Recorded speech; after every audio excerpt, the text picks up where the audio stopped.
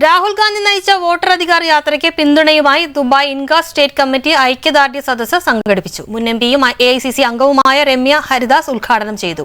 KPCC executive അംഗം പാളയം പ്രദീപ് മുഖ്യ പ്രഭാഷണം നടത്തി. INCAS Dubai state president Rafeeq Mattannur അധ്യക്ഷത വഹിച്ചു. ജനറൽ സെക്രട്ടറി ഷൈജു അമ്മാനപ്പാറ സ്വാഗതവും ജനറൽ സെക്രട്ടറി ബഷീർ നരണിപ്പുഴ നന്ദിയും പറഞ്ഞു.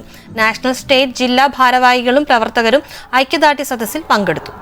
മോദി സർക്കാരിനെതിരെ പടപൊരുതുന്ന ജനനായകന് പിന്തുണയുമായിട്ടാണ് ഞാനിവിടെ എത്തിയത്. ബീഹാറിന്റെ ചരിത്രം പറയുകയാണെങ്കിൽ മഹാത്മാഗാന്ധി ചമ്പാരന്റെ നീലപ്പാടങ്ങളിൽ നിന്നാറിന്റെ മണ്ണിൽ രാഹുൽ ഗാന്ധിയുടെ ഒരു വലിയ ചൈത്രയാത്രയുടെ സമാപനം കുറിക്കുന്നതാണ്. ഇന്ത്യയിലെ ഭരണഘടനാ സ്ഥാപനങ്ങൾ നശിപ്പിച്ചുകൊണ്ടിരിക്കുന്നതാണ്.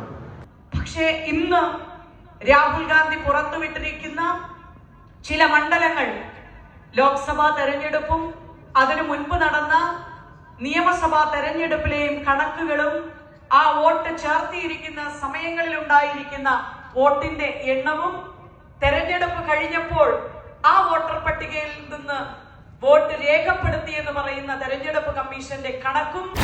First time in television history, one man's 17-year TV show, 850 plus episodes, one anchor every week, 17 years, Middle East This Week, only on Jai Hind TV.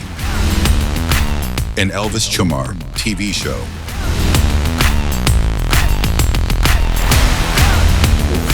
Middle East This Week. Middle East beyond the headlines.